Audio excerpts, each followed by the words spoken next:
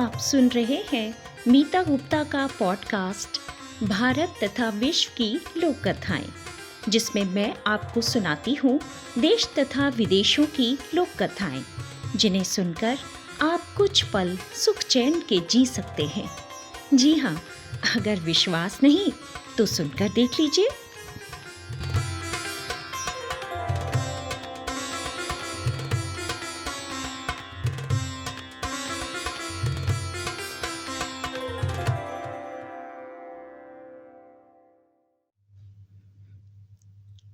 नमस्कार साथियों, मीता गुप्ता के पॉडकास्ट में आपका स्वागत है।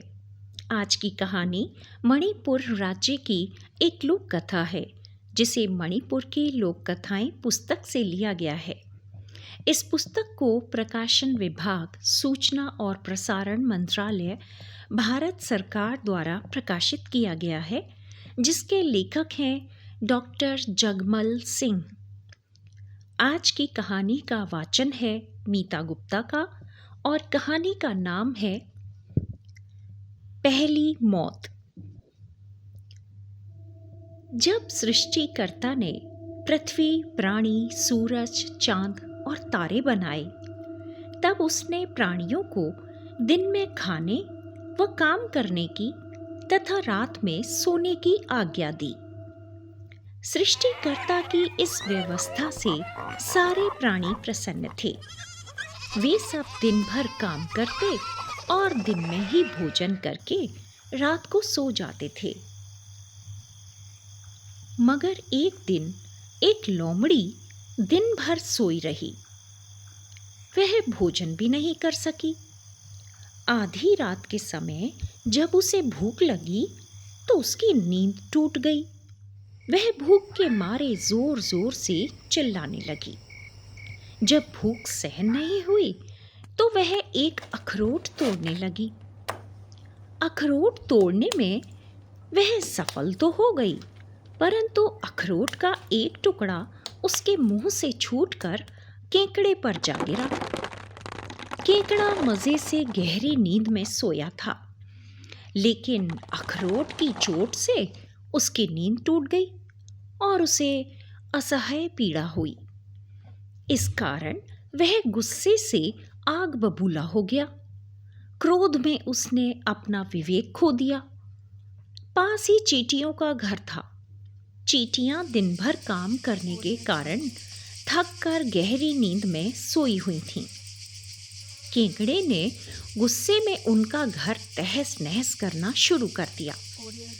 इस हमले से चींटियां भी क्रोधित हो उठीं और भागकर पास ही सोए बनेले सूअर के शरीर पर चढ़ गईं। वे क्रोध में पागल तो थी ही, तो लगी बेचारे सूअर को काटने। सूअर हजारों चींटियों के काटने से जग गया और मारे दर्द के चिल्ला उठा। रेंगती चींटियों के कारण सूअर के शरीर में झुरझुरी हुई। वह भी क्रोधित हो उठा और केले के वृक्षों को गिराने लगा। एक केले पर एक चमगादड़ लटक रहा था। जब केले का वृक्ष गिरने लगा तो वह क्रोधित होकर उड़ने लगा। फिर कुछ देर में वह सोने के लिए जगह ढूंढने लगा और उड़ते उड़ते एक हाथी की नाक में जा घुसा। हाथी गहरी नींद में था। चमगादड़ के नाक में घुसते ही हाथी जग गया। उसकी नाक में झुरझुरी होने लगी और बहुत पीड़ा भी। वह क्रोध से चिंगाड़ने लगा। हाथी ने चमगादड़ को निकालने के लिए जोर जोर से नाक से फूंक फेंकना शुरू कर दिया, मगर चमगादड़ तेज हवा से घबराकर हाथी की नाक में और जोर से चिपक गया, क्योंकि हाथी की नाक चमगादड़ को एक कोमल बिछौने के समान अच्छी लगी। उसने उसे बिस्तर समझकर वहीं रात बिताने की ठान ली। इधर नाक में हो रही झुरझुरी से हाथी बेचैन हो उठा। वह उछलने कूदने लगा। उसकी चिंगाड़ से सारे प्राणी जग गए। चारों ओर हाहाकार मच गया। हाथी उछलते कूदते एक सोए हुए आदमी पर चढ़ गया। आदमी चिल्लाने लगा और अंत में वह मर गया। सब प्राणी जग गए थे। अभी रात का अंधेरा था। किसी को कुछ समझ में नहीं आ रहा था। सभी प्राणी चिल्लाने लगे। सब जगह कोहराम मच गया। पौ फटने तक यह कोहराम मचा ही रहा। सभी प्राणी अब कुछ शांत हुए और इधर उधर देखने लगे। उन्होंने देखा कि सारे प्राणी जगे हुए हैं, केवल एक आदमी सो रहा है। सब उसके पास पहुंचे और उसे जगाने लगे।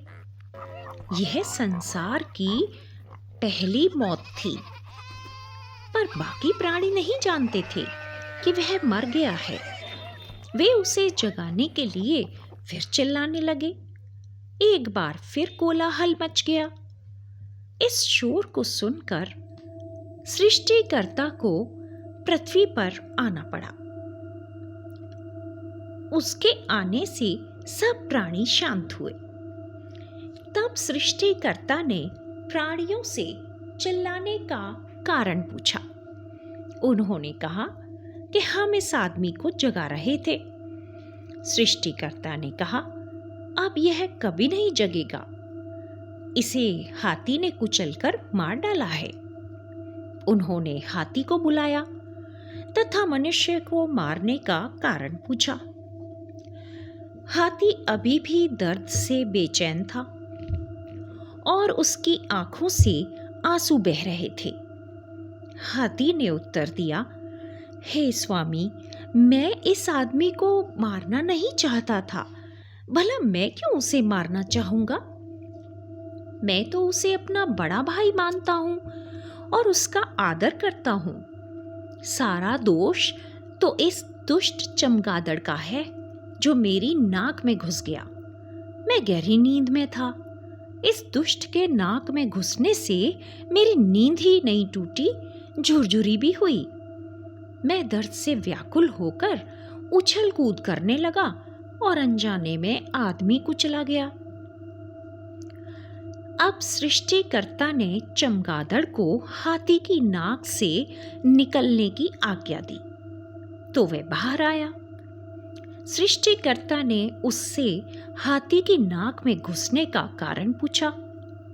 चमगादड़ बोला, हे मालिक, मेरा इसमें कोई दोष नहीं है। मैं एक केले के पेड़ पर आराम से सो रहा था। वही मेरा घर था। इस कुरूप और भद्दे सूअर ने दांतों से मार मार कर उस केले को गिराया। मैं दुखी होकर उड़ने लगा और सोने के लिए जगह की तलाश में घूम रहा था। अंधेरे में हाथी की नाक में घुस गया और मैं उसकी नाक को बिस्तर समझकर सो गया। सारा कसूर तो इस सूअर का है।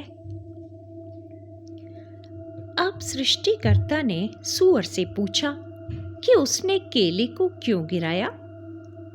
सूअर चींटियों के काटने से अभी भी दुखी था।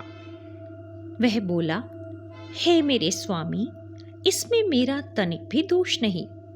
मैं गहरी नींद में सो रहा था। मुझे तो असंख्य चींटियों ने काटना शुरू किया।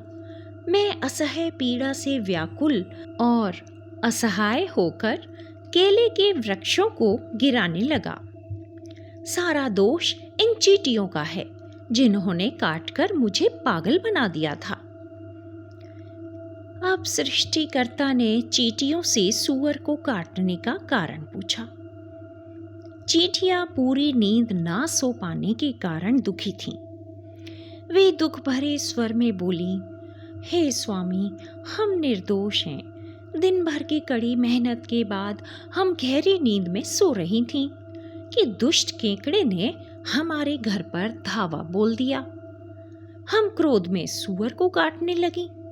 दोषी है तो केकड़ा।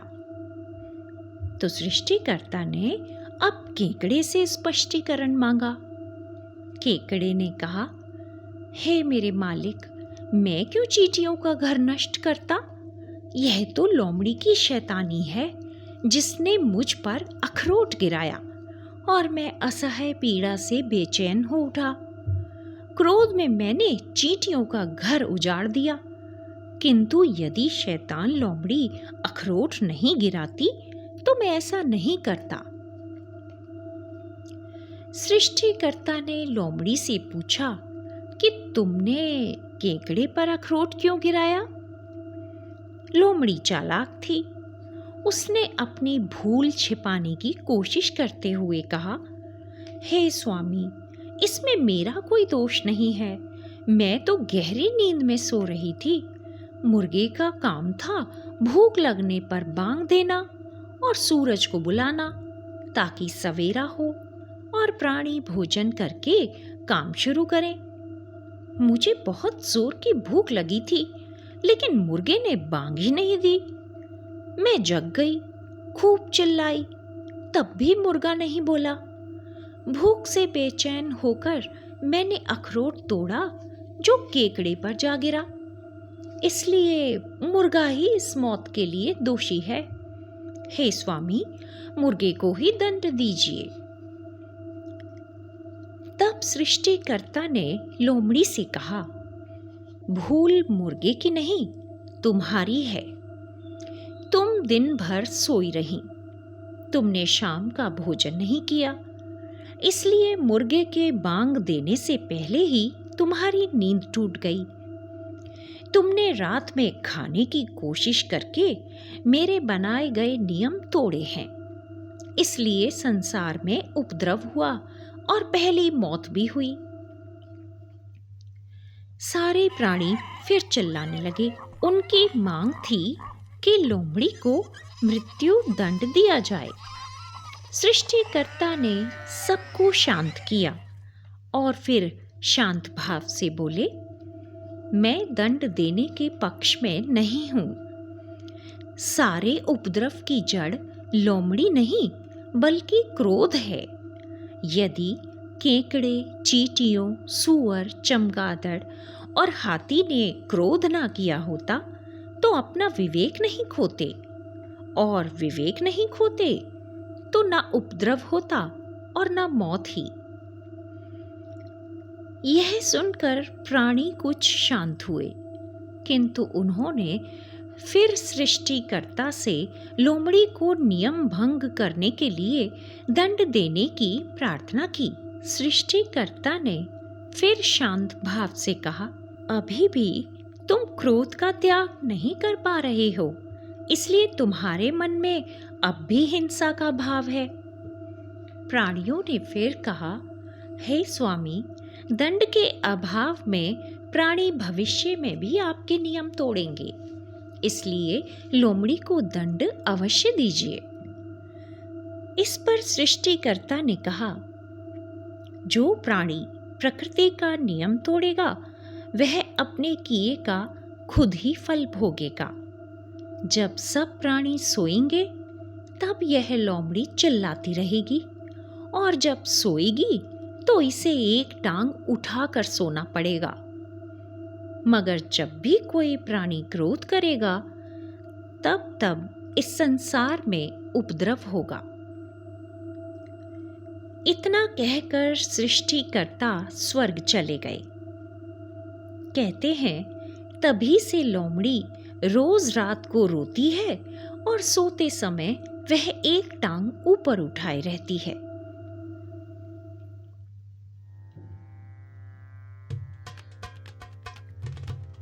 अभी आप सुन रहे थे मणिपुर की लोक कथा पहली मौत। आशा है आपको ये कहानी पसंद आई होगी, तो आप प्लीज़ मेरे पॉडकास्ट को सब्सक्राइब, फॉलो और शेयर ज़रूर करें। धन्यवाद।